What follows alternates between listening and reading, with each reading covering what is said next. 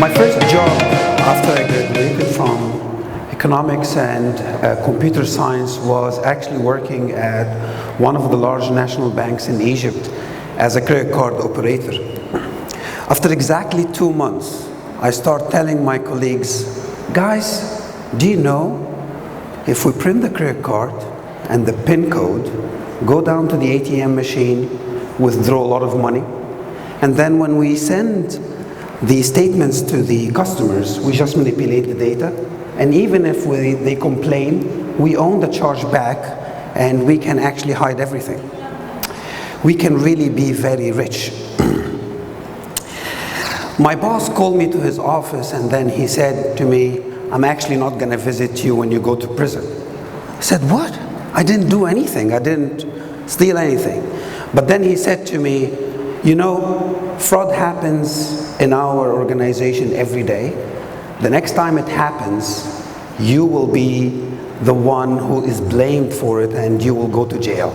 To be honest, I really didn't like the job because I'm not allowed to do what I'm supposed to be doing and I like doing, so I moved to my first job to be an IT auditor and ethical hacker, where actually finding the loopholes in the system can be praised upon rather than just going to prison.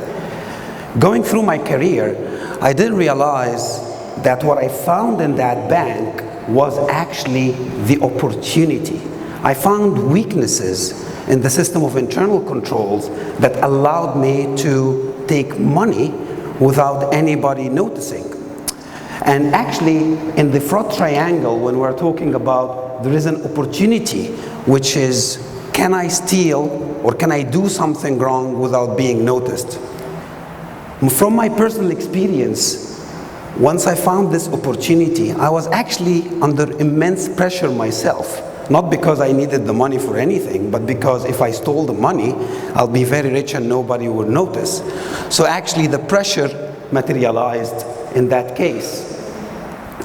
Right after, I can rationalize anything. For my opinion, for fraud to happen, it's the system of internal controls to occur, to be able to really fraud to occur, and then rationalization happen. Recently, going forward, this fraud triangle model was actually more evolved to not only look at them singularly, but to look to them when the three occurs, the highest risks happens for fraud.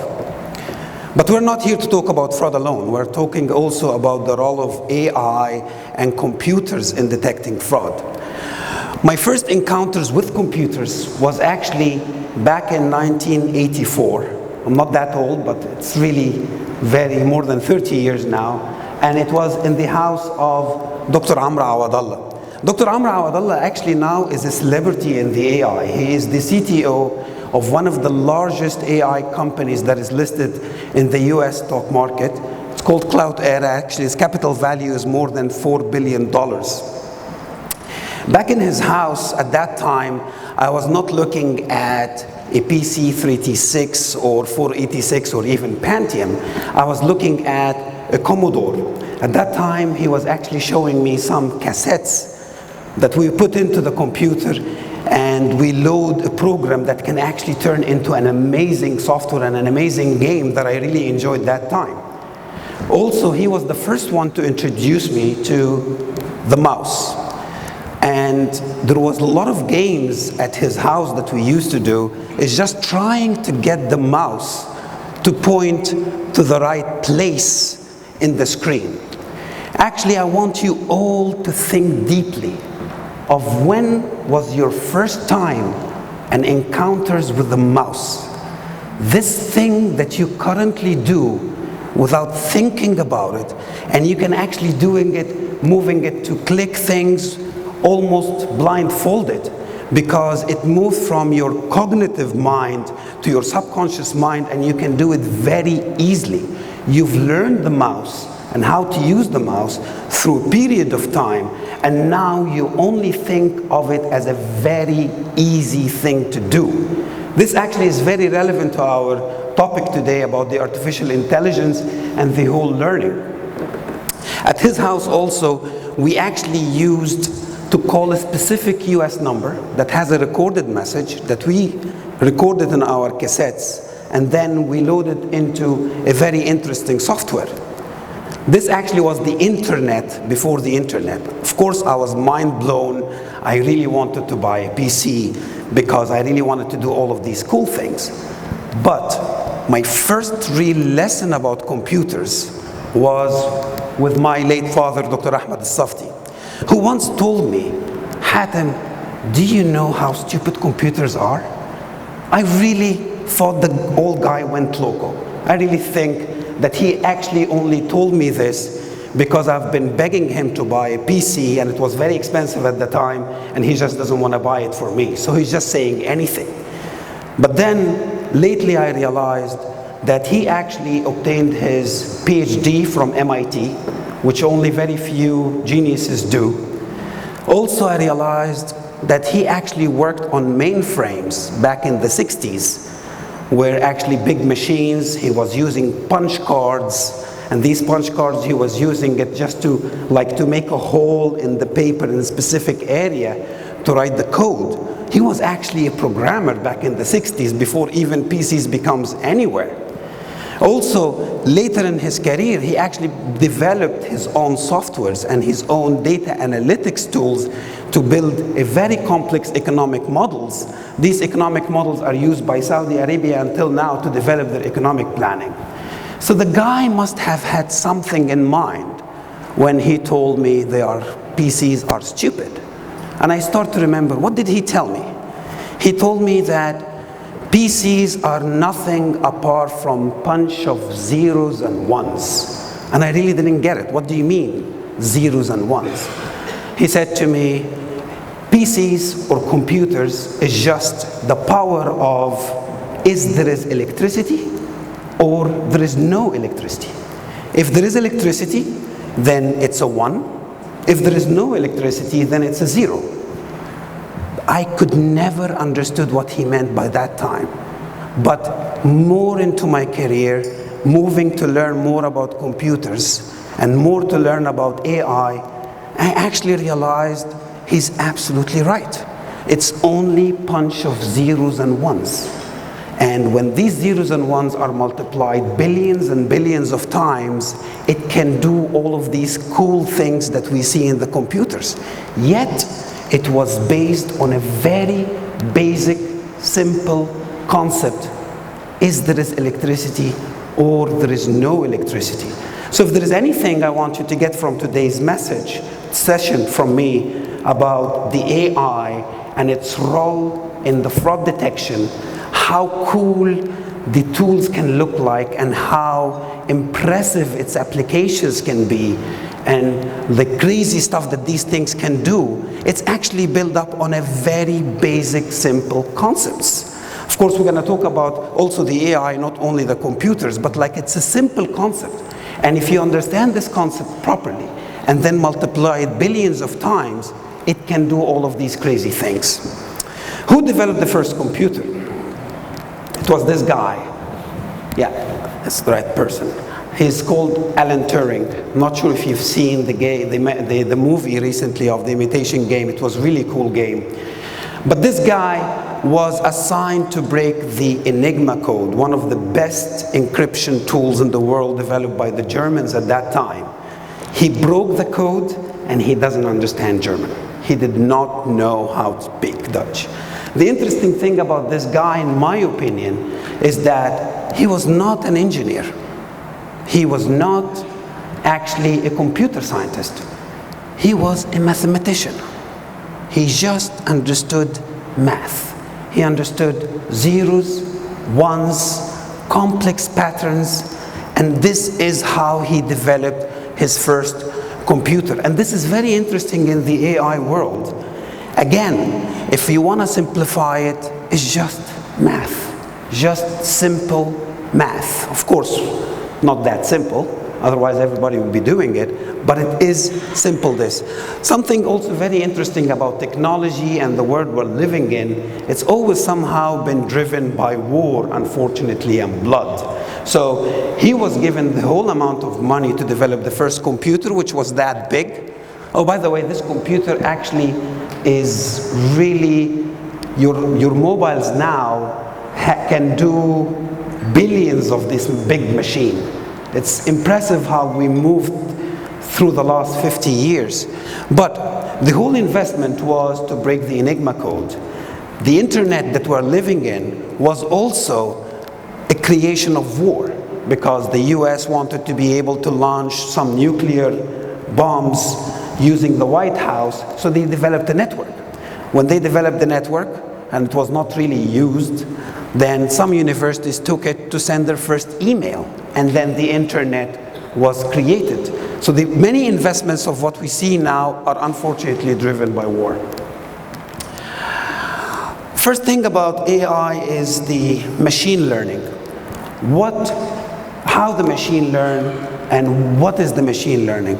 And I really like this example about a simple picture of a banana and an apple.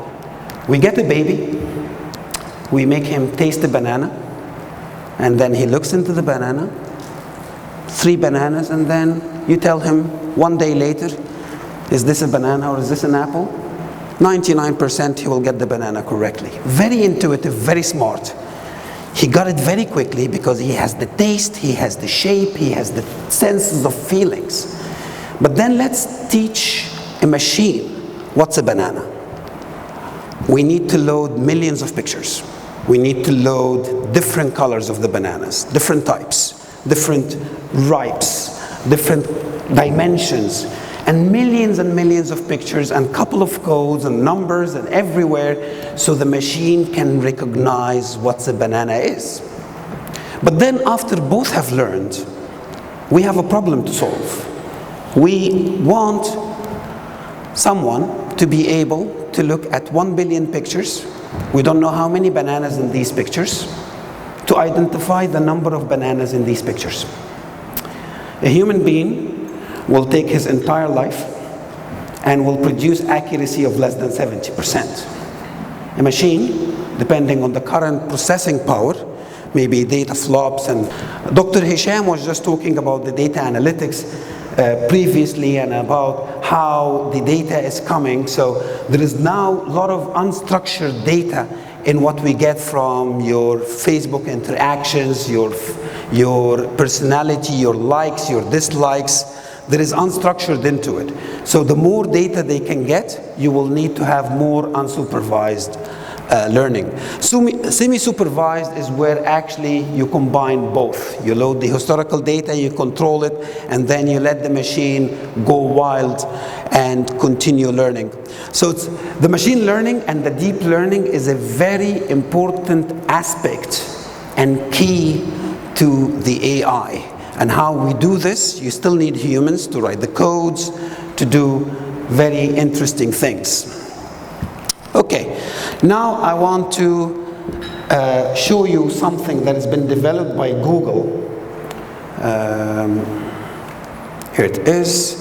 I'm actually managed to prepare. They created the Bach doodle. What? I did not see it here. Thank you. Thank you. Just okay. So they created a doodle which is actually very simple. You go here, you go and you select a couple of notes just like this and ask it to harmonize. And they are looking into 306 Bach compositions, and they are creating a music that should look like Bach at the end. So they created this piece of music which actually have some harmony. They created music using the AI. This, in my opinion, is a very strong and powerful, but can they really create this?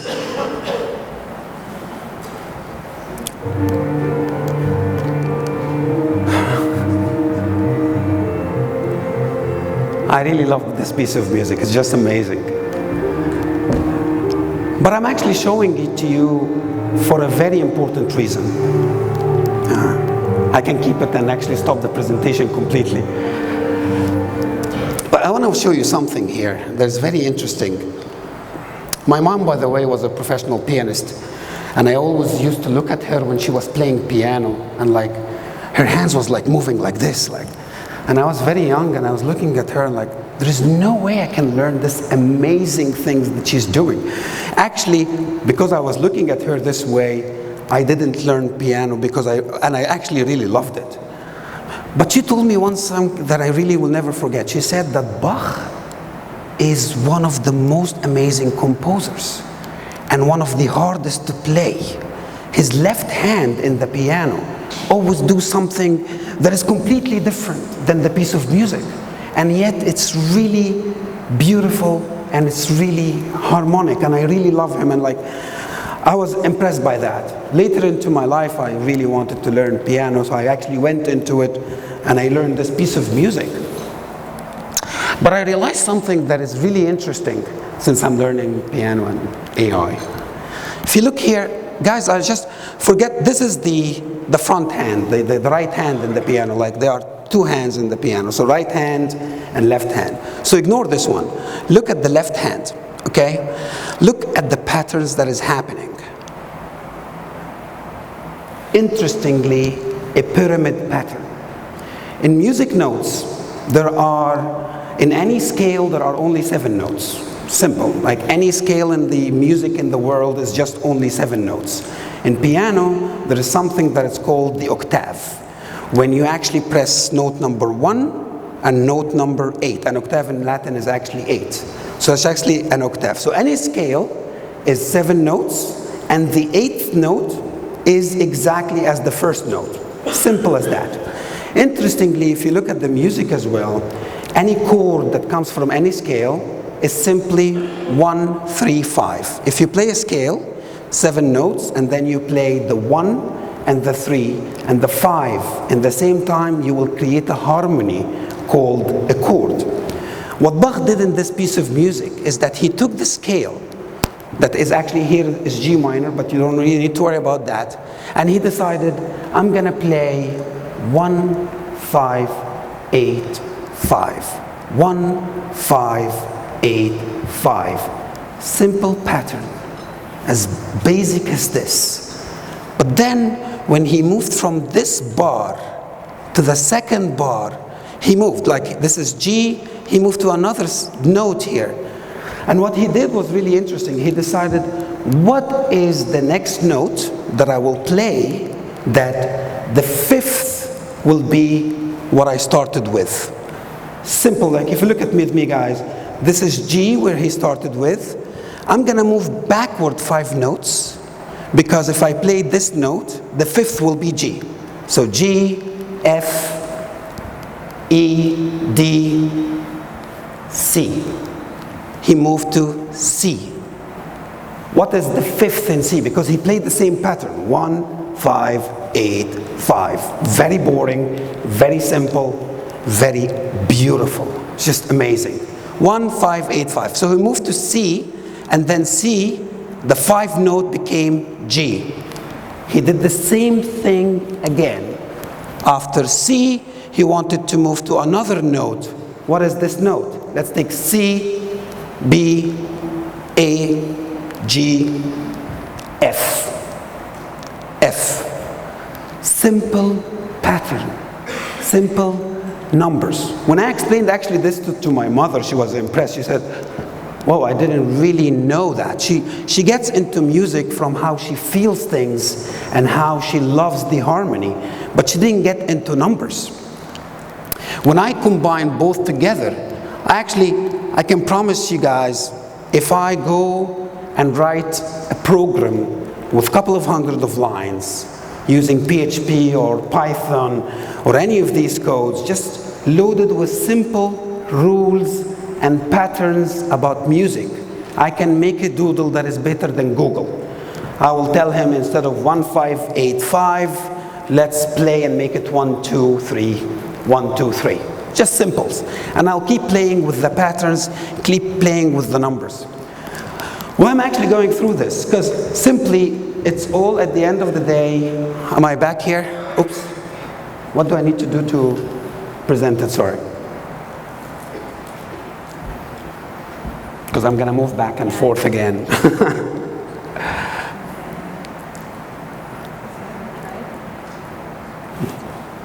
But I want to see the side.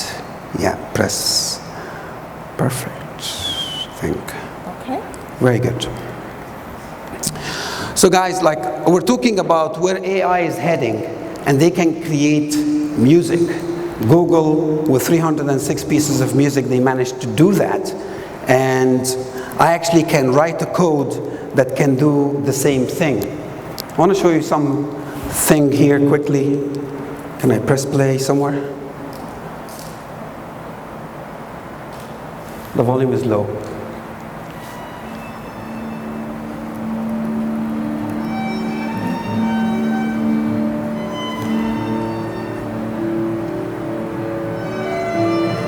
Anybody know this song? You too. You got it. Thank you. So I'm actually living my fantasy with my daughter. I'm actually making her play the music that I love and getting her. The U2 song is, I still haven't found what I'm looking for. An amazing song by Bono. And I don't think it will ever happen that AI will get this beauty out of it. They will create things and they will do impressive things and they will exceed humans in so many things.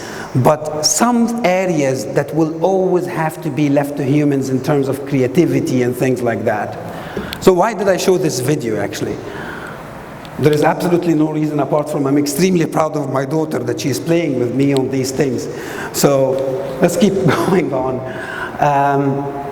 Other applications of AI. So here is a simple slide that is talking about the future and the applications of AIs. There is millions of applications in all of the industries, as you can see, the healthcare, the financials, the shopping, everything, risk management.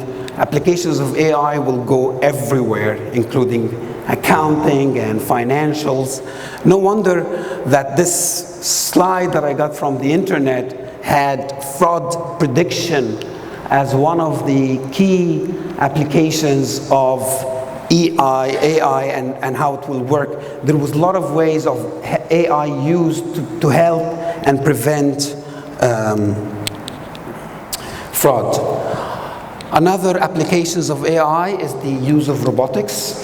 So there are now lot of tools that has robotics into it, and it's actually actually pretending to be a human and do the same exercise behind the screen. And it's very important to show that this is yesterday's organizations, but this is the future organization. You will see a huge percentage of employees doing repetitive jobs are all taken away and replaced by robotics. Actually, this is even an optimistic view of what the future can bring for us. So we shouldn't be afraid. We shouldn't be worried about the future. We shouldn't say I'm not going to have these jobs, what I'm going to do in the future. We just need to be smart about it. We need to understand what the future job is going to bring us, what is the future career. Any repetitive job, just don't teach it to your kids. Don't take your kids and tell them you need to do these repetitive things, because any repetitive thing will be replaced by a machine, full stop. But the machine will never have the empathy, will never have the curiosity to create, the creativity. They will never have these things. So we need to focus our education to our next generations, that these are the things that they need to be focused on, the values, the integrity, the honesty, the understanding of the human beings, because this machine will never be able to do that. Mr. Bill Gates actually said, as a solution of the future work, and he writes sports articles. Really, that happens. You just give them the match statistics. And if Messi scored in minute 44, there is a script and preloaded data that will actually write it in a very strong way. And Messi saved the day and he scored in the last minute.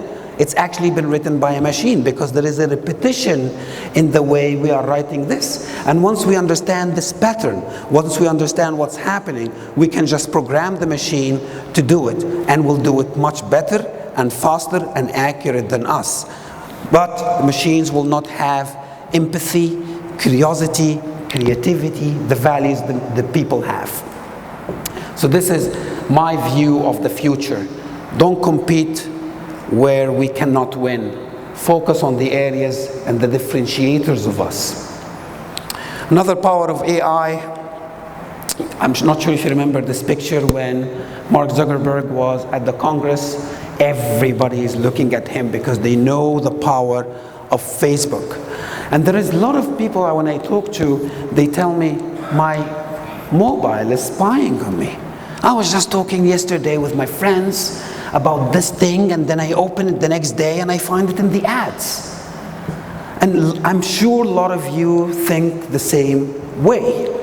There is a research that has been done by the Northeastern University to actually prove this hypothesis.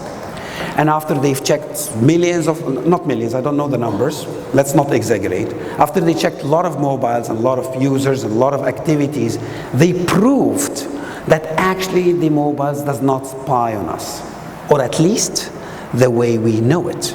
They are not opening the mics behind our backs. They are not actually opening the camera behind our backs to listen to what we're saying. Yet, in the mobiles, they have much more information about us that we don't even know. Our likes, our dislikes, that I am actually like sports, I like skiing, I like this, and they create profiles of people, and they create a psychological profiles about these people. And this is even more powerful than what you think. Sometimes you will go and you will open and you will find a skiing trip, and you just talked about it yesterday to your friend. It's not a coincidence. It's actually very much in your profile. You like skiing, it's whatever the time in summer, and you are planning 6 months in advance.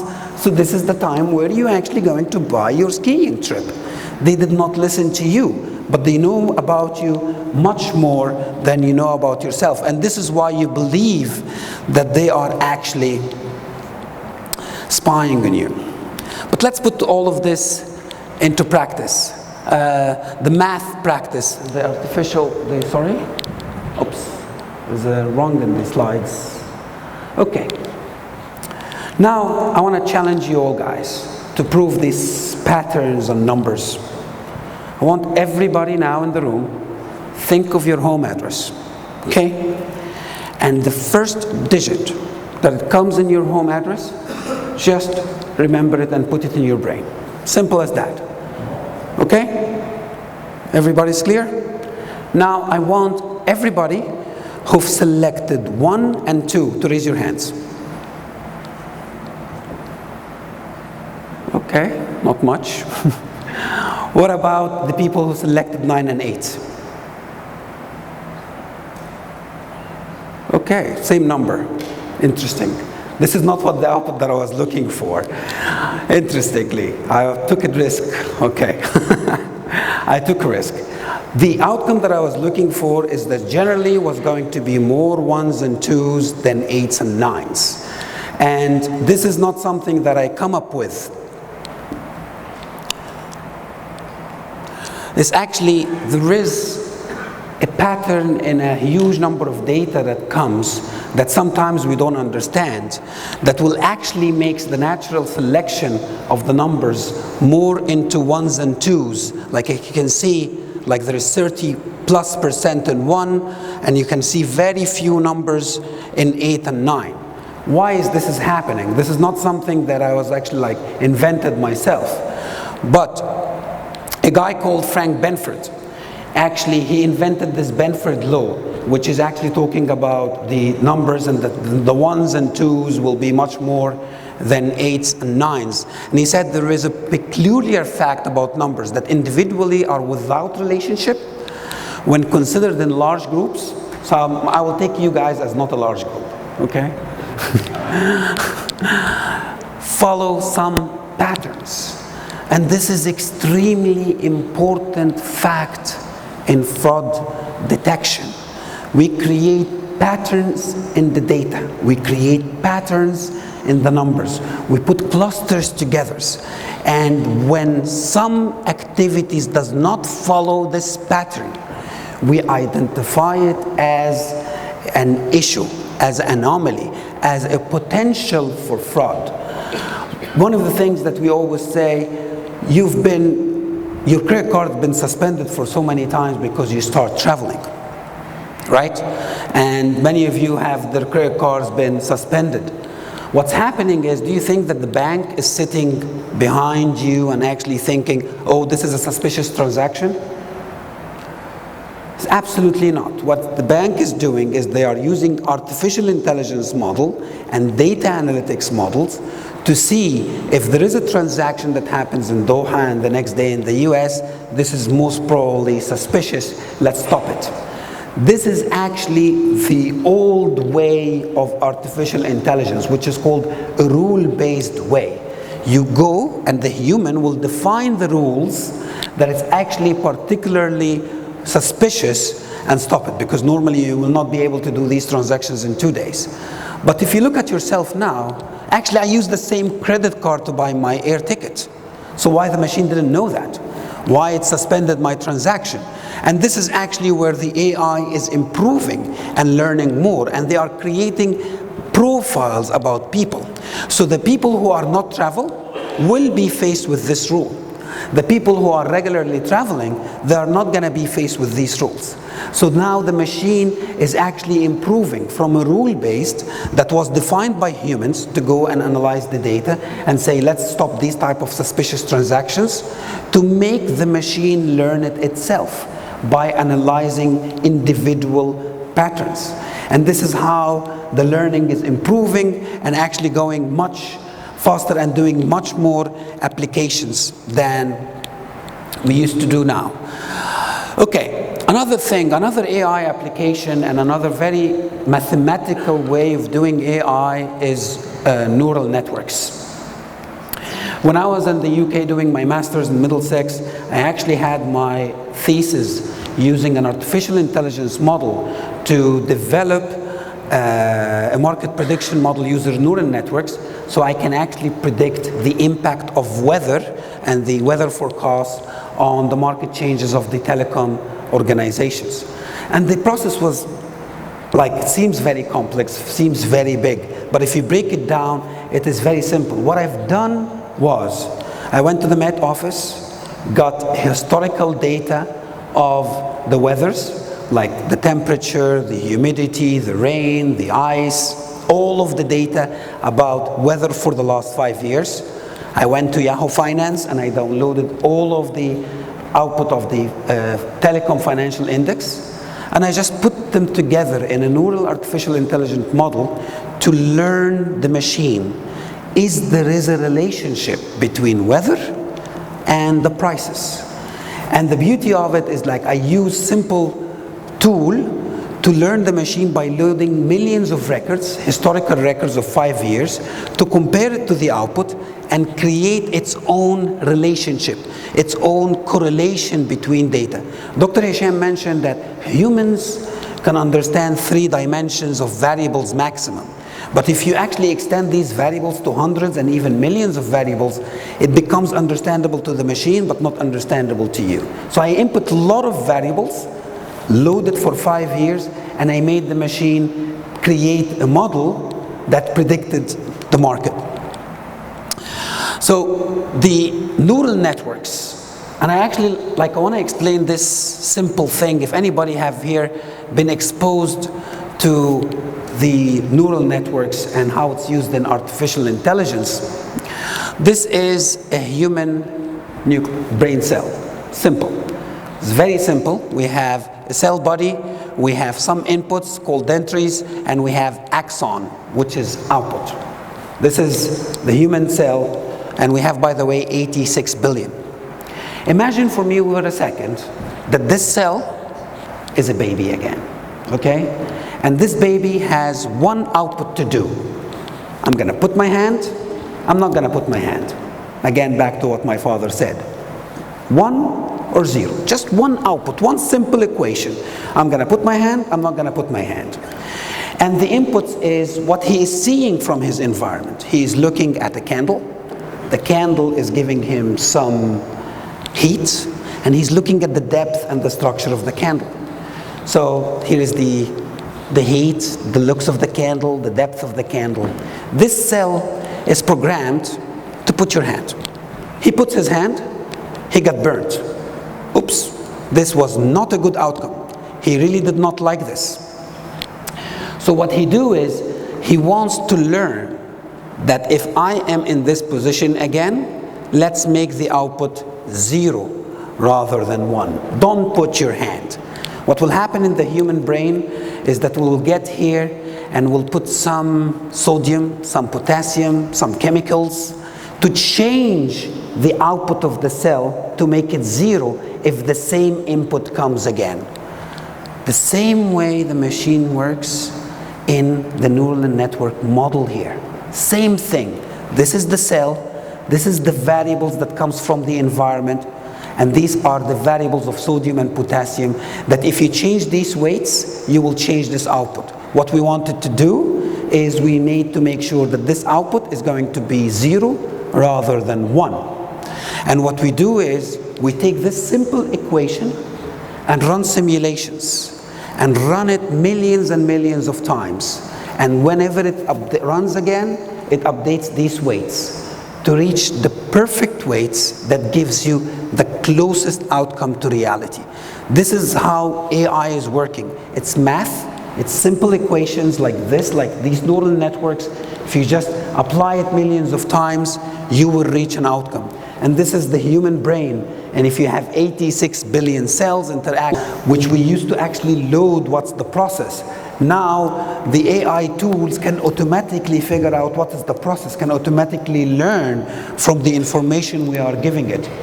We collect data modeling, which is items from the NLP, and fed it to the data mining system, which in turn shares the model.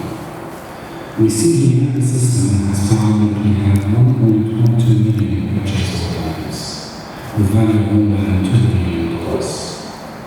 The system has also found that the purchase process. So even the fraud detecting and like the people who are finding fraud, their job is kind of repetitive, and the machine is doing this for them, and it will be so powerful, and they will be doing it far much better than people, because you imagine looking at 100 million invoices, 2 billion transactions.